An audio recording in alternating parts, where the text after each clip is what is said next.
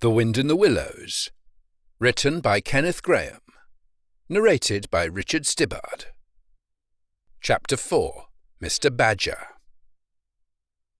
They waited patiently for what seemed a very long time, stamping in the snow to keep their feet warm.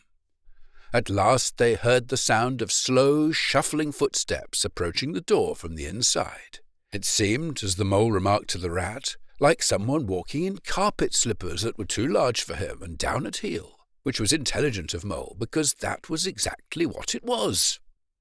There was the noise of a bolt shot back, and the door opened a few inches, enough to show a long snout and a pair of sleepy, blinking eyes. "Now the very next time this happens," said a gruff and suspicious voice, "I shall be exceedingly angry. Who is it this time, disturbing people on such a night? Speak up!" "Oh, Badger!" cried the rat. "Let us in, please. It's me, Rat, and my friend Mole, and we've lost our way in the snow." "What, Ratty, my dear little man!" exclaimed the Badger in quite a different voice. "Come along in, both of you at once. Why, you must be perished. Well, I never! Lost in the snow, and in the wild wood too, and at this time of night. But come in with you." The two animals tumbled over each other in their eagerness to get inside, and heard the door shut behind them with great joy and relief. The Badger, who wore a long dressing gown, and whose slippers were indeed very down at heel, carried a flat candlestick in his paw, and had probably been on his way to bed when their summons sounded. He looked kindly down on them and patted both their heads. "This is not the sort of night for small animals to be out," he said paternally. "I'm afraid you've been up to some of your pranks again, Ratty. But come along, come into the kitchen. There's a first-rate fire there, and supper and everything." He shuffled on in front of them, carrying the light, and they followed him, nudging each other in an anticipating sort of way, down the long, gloomy, and, to tell the truth, decidedly shabby passage, into a sort of central hall, out of which they could dimly see other long, tunnel-like passages branching, passages mysterious and without apparent end. But there were doors in the hall as well, stout, oaken, comfortable-looking doors. One of these the Badger flung open, and at once they found themselves in all the glow and warmth of a large firelit kitchen. The floor was well-worn red brick, and on the wide hearth burnt a fire of logs, between two attractive chimney-corners tucked away in the wall, well out of any suspicion of draught. A couple of high-backed settles facing each other on either side of the fire gave further sitting accommodations for the socially disposed. In the middle of the room stood a long table of plain boards placed on trestles, with benches down each side. At one end of it, where an armchair stood pushed back, were spread the remains of the Badger's plain but ample supper. Rows of spotless plates winked from the shelves of the dresser at the far end of the room, and from the rafters overhead hung hams, bundles of dried herbs, nets of onions, and baskets of eggs. It seemed a place where heroes could fitly feast after victory, where weary harvesters could line up in scores along the table and keep their harvest home with mirth and song, or where 2 or 3 friends of simple tastes could sit about as they pleased and eat and smoke and talk in comfort and contentment. The ruddy brick floor smiled up at the smoky ceiling. The oaken settles, shiny with long wear, exchanged cheerful glances with each other. Plates on the dresser grinned at pots on the shelf, and the merry firelight flickered and played over everything without distinction. The kindly Badger thrust them down on a settle to toast themselves at the fire, and bade them remove their wet coats and boots. Then he fetched them dressing gowns and slippers, and himself bathed the mole's shin with warm water, and mended the cut with sticking plaster till the whole thing was just as good as new, if not better. In the embracing light and warmth, warm and dry at last, with weary legs propped up in front of them, and a suggestive clink of plates being arranged on the table behind, it seemed to the storm-driven animals, now in safe anchorage, that the cold and trackless wild wood just left outside was miles and miles away, and all that they had suffered in it a half-forgotten dream. When at last they were thoroughly toasted, the Badger summoned them to the table, where he had been busy laying a repast. They had felt pretty hungry before, but when they actually saw at last the supper that was spread for them, really it seemed only a question of what they should attack first, where all was so attractive, and whether the other things would obligingly wait for them till they had time to give them attention. Conversation was impossible for a long time, and when it was slowly resumed, it was that regrettable sort of conversation that results from talking with your mouth full. The Badger did not mind that sort of thing at all, nor did he take any notice of elbows on the table or everybody speaking at once. As he did not go into society himself, he had got an idea that these things belonged to the things that didn't really matter. We know, of course, that he was wrong, and took too narrow a view, because they do matter very much, though it would take too long to explain why. He sat in his armchair at the head of the table and nodded gravely at intervals as the animals told their story. And he did not seem surprised or shocked at anything, and he never said, "I told you so," or "just what I always said," or remarked that they ought to have done so and so, or ought not to have done something else. The Mole began to feel very friendly towards him.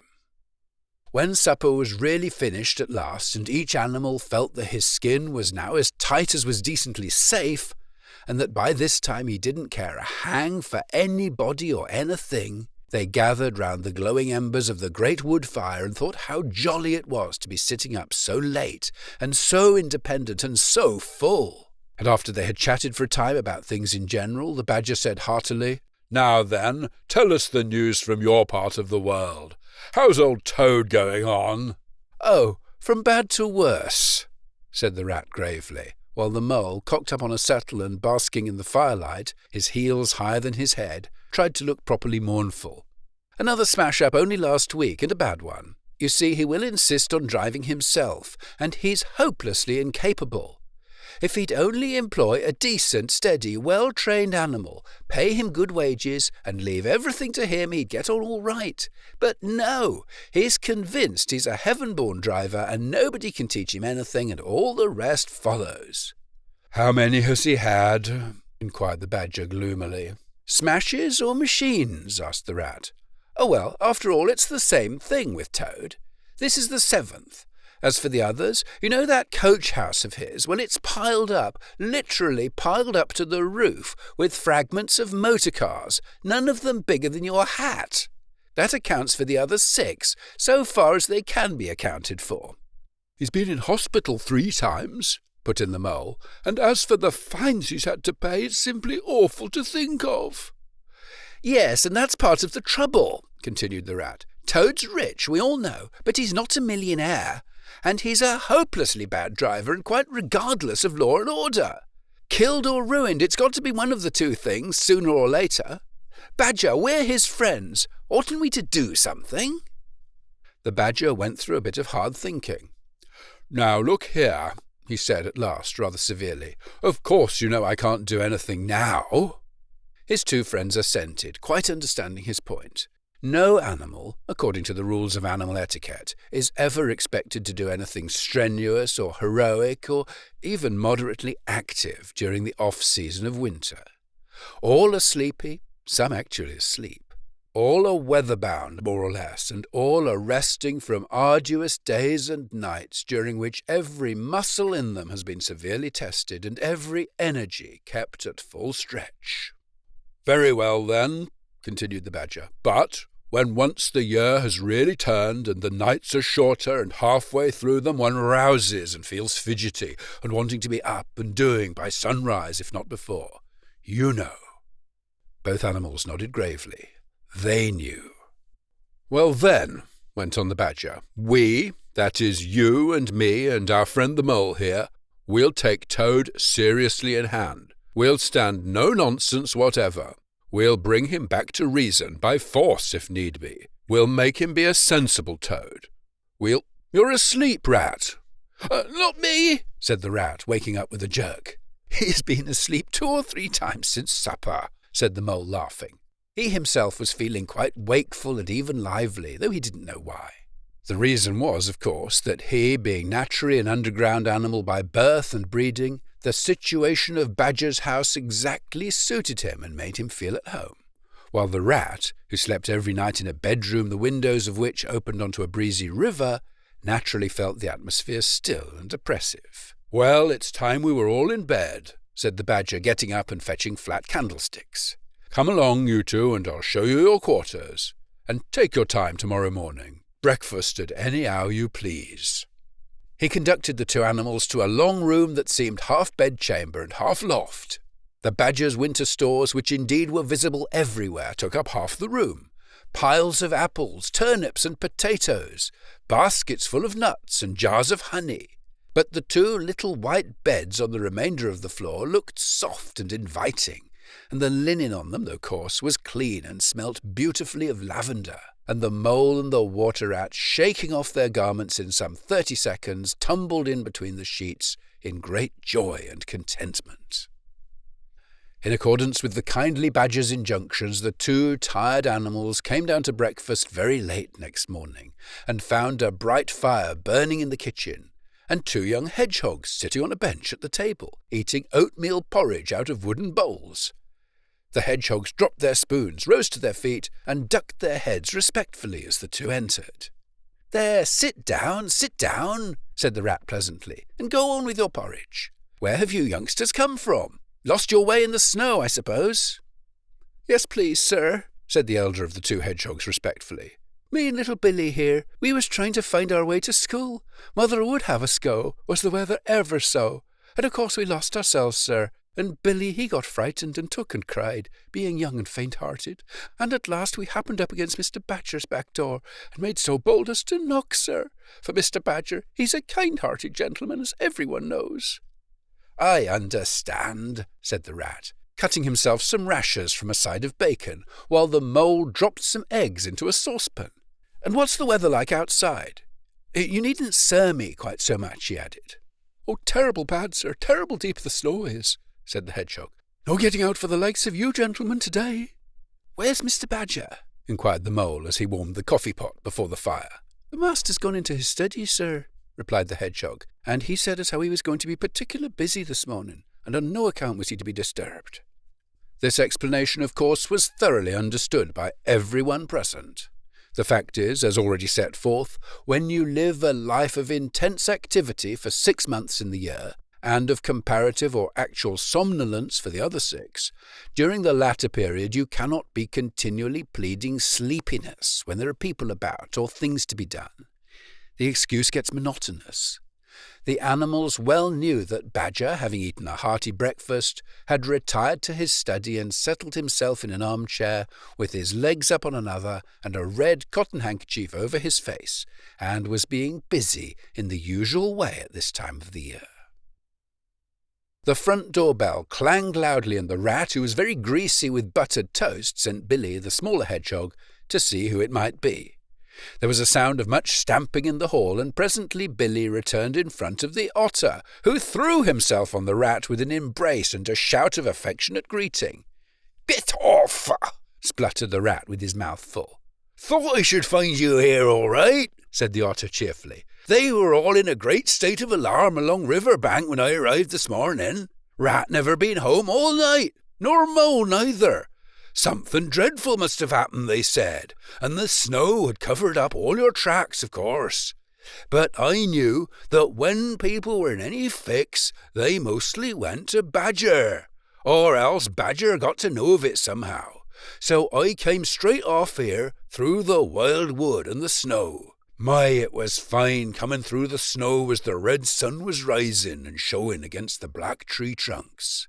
As you went along in the stillness, every now and then masses of snow slid off the branches suddenly with a flop, making you jump and run for cover. Snow castles and snow caverns had sprung up out of nowhere in the night, and snow bridges, terraces, ramparts. I could have stayed and played with them for hours. Here and there great branches had been torn away by the sheer weight of the snow, and robins perched and hopped on them in their perky, conceited way, just as if they had done it themselves. A ragged string of wild geese passed overhead, high on the grey sky, and a few rooks whirled over the trees, inspected, and flapped off homewards with a disgusted expression. but I met no sensible being to ask the news of. About halfway across, I came on a rabbit sitting on a stump, cleaning his silly face with his paws. He was a pretty scared animal when I crept up behind him and placed a heavy forepaw on his shoulder. I had to cuff his head once or twice to get any sense out of it at all. At last I managed to extract from him that Mole had been seen in the wild wood last night by one of them. It was the talk of the burrows, he said, how Mole, Mr. Rat's particular friend, was in a bad fix, how he had lost his way, and they were up and out hunting and were chivying him round and round. "Then why didn't any of you do something?" I asked.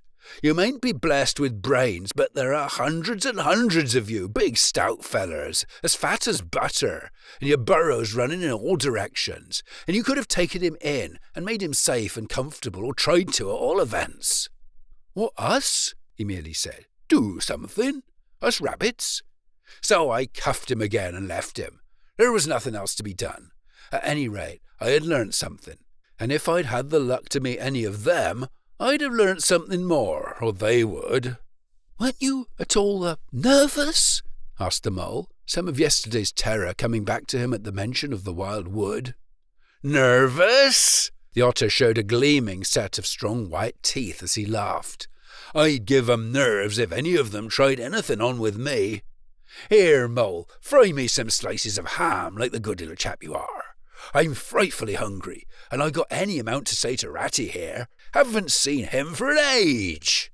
So the good-natured Mole, having cut some slices of ham, set the hedgehogs to fry it and returned to his own breakfast, while the Otter and the Rat, their heads together, eagerly talked river shop, which is long shop, and talk that is endless, running on like the babbling river itself. A plate of fried ham had just been cleared and sent back for more, when the Badger entered, yawning and rubbing his eyes, and greeted them all in his quiet, simple way, with kind inquiries for everyone. "It must be getting on for luncheon time," he remarked to the Otter. "Better stop and have it with us. You must be hungry this cold morning." "Rather," replied the Otter, winking at the Mole. "The sight of these greedy young hedgehogs stuffing themselves with fried ham makes me feel positively famished." The hedgehogs, who were just beginning to feel hungry again after their porridge, and after working so hard at their frying, looked timidly up at Mr. Badger, but were too shy to say anything. "Here, you two youngsters, be off home to your mother," said the Badger kindly. "I'll send someone with you to show you the way. You won't want any dinner today, I'll be bound." He gave them 6pence apiece and a pat on the head, and they went off with much respectful swinging of caps and touching of forelocks. Presently they all sat down to luncheon together. The Mole found himself placed next to Mr. Badger, and as the other two were still deep in river gossip from which nothing could divert them, he took the opportunity to tell Badger how comfortable and homelike it all felt to him. "Once well underground," he said, "you know exactly where you are. Nothing can happen to you, and nothing can get at you. You're entirely your own master, and you don't have to consult anybody or mind what they say. Things go on all the same overhead, and you let 'em and don't bother about 'em. When you want to, up you go, and there the things are, waiting for you." The Badger simply beamed on him. "That's exactly what I say," he replied. "There's no security, no peace or tranquillity except underground. And then, if your ideas get larger and you want to expand, why, a dig and a scrape, and there you are. If you feel your house is a bit too big, you stop up a hole or two, and there you are again. No builders, no tradesmen, no remarks passed on you by fellows looking over your wall, and above all, no weather. Look at Rat now, a couple of feet of flood water, and he's got to move into hired lodgings, uncomfortable, inconveniently situated, and horribly expensive. Take Toad. I say nothing against Toad Hall, quite the best house in these parts, as a house. But supposing a fire breaks out, where's Toad? Supposing tiles are blown off, or walls sink or crack, or windows get broken, where's Toad? Supposing the rooms are draughty, I hate a draught myself, where's Toad? No, up and out of doors is good enough to roam about and get one's living in, but underground to come back to at last, that's my idea of home." The Mole assented heartily, and the Badger in consequence got very friendly with him. "When lunch is over," he said, "I'll take you all around this little place of mine. I can see you'll appreciate it. You understand what domestic architecture ought to be, you do." After luncheon, accordingly, when the other two had settled themselves into the chimney corner and had started a heated argument on the subject of eels, the Badger lighted a lantern and bade the Mole follow him. Crossing the hall, they passed down one of the principal tunnels, and the wavering light of the lantern gave glimpses on either side of rooms both large and small, some mere cupboards, others nearly as broad and imposing as Toad's dining hall. A narrow passage at right angles led them into another corridor, and here the same thing was repeated. The Mole was staggered at the size, the extent, the ramifications of it all, at the length of the dim passages, the solid vaultings of the crammed store chambers, the masonry everywhere, the pillars, the arches, the pavements. "How on earth, Badger," he said at last, "did you ever find time and strength to do all this? It's astonishing." "It would be astonishing indeed," said the Badger simply, "if I had done it. But as a matter of fact, I did none of it, only cleaned out the passages and chambers as far as I had need of them. There's lots more of it, all round about. I see you don't understand, and I must explain it to you. Well, very long ago, on the spot where the wild wood waves now, before ever it had planted itself and grown up to what it is now, there was a city of people, you know. Here, where we are standing, they lived and walked and talked and slept and carried on their business. Here they stabled their horses and feasted. From here they rode out to fight or drove out to trade. They were a powerful people and rich and great builders. They built to last, for they thought their city would last forever." "But what has become of them all?" asked the Mole. "Who can tell?" said the Badger. "People come, they stay for a while, they flourish, they build, and they go. It is their way. But we remain. There were badgers here, I've been told, long before that same city ever came to be. And now there are badgers here again. We are an enduring lot, and we may move out for a time, but we wait, and are patient, and back we come. And so it will ever be." "Well, and when they went at last, those people?" said the Mole. "When they went," continued the Badger, "the strong winds and persistent rains took the matter in hand, patiently, ceaselessly, year after year. Perhaps we badgers, too, in our small way, helped a little, who knows? It was all down, down, down, gradually, ruin and levelling and disappearance. Then it was all up, up, up, gradually, as seeds grew to saplings, and saplings to forest trees, and bramble and fern came creeping in to help. Leaf mould rose and obliterated. Streams in their winter freshets brought sand and soil to clog and to cover. And in course of time our home was ready for us again, and we moved in. Up above us on the surface the same thing happened. Animals arrived, liked the look of the place, took up their quarters, settled down, spread and flourished. They didn't bother themselves about the past. They never do. They're too busy. The place was a bit humpy and hillocky, naturally, and full of holes, but that was rather an advantage. And they don't bother about the future either. The future when perhaps the people will move in again for a time, as may very well be. The wild wood is pretty well populated by now, with all the usual lot, good, bad, and indifferent. I name no names. It takes all sorts to make a world, but I fancy you know something about them yourself by this time." "I do indeed," said the Mole, with a slight shiver. "Well, well," said the Badger, patting him on the shoulder. "It was your first experience of them, you see. They're not so bad, really, and we must all live and let live. But I'll pass the word around tomorrow, and I think you'll have no further trouble.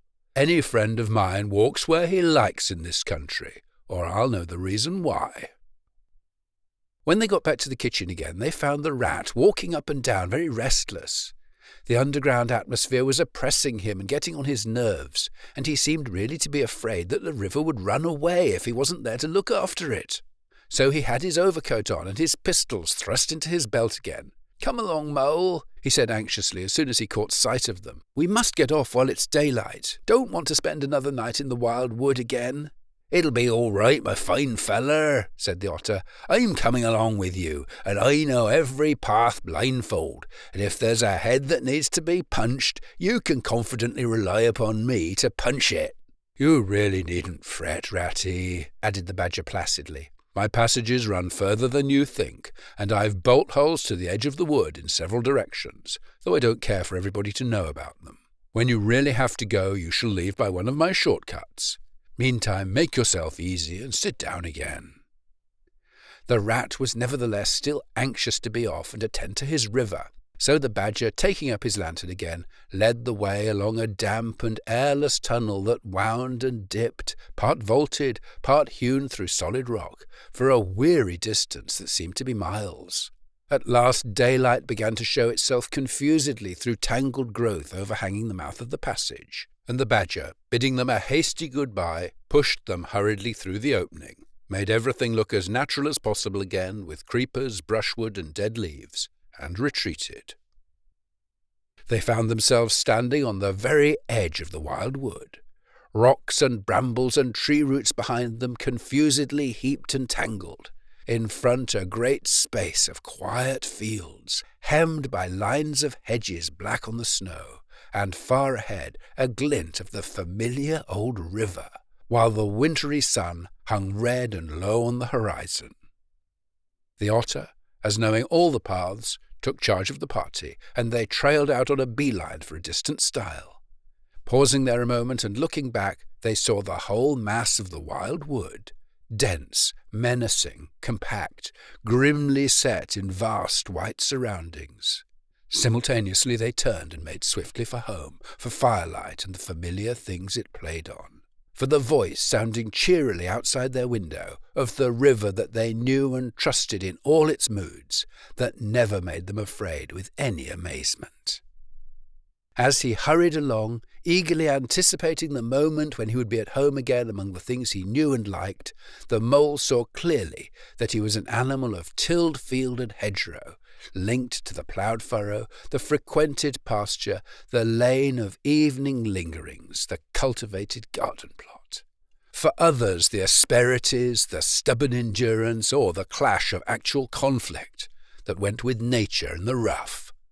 He must be wise, must keep to the pleasant places in which his lines were laid, and which held adventure enough in their way to last for a lifetime.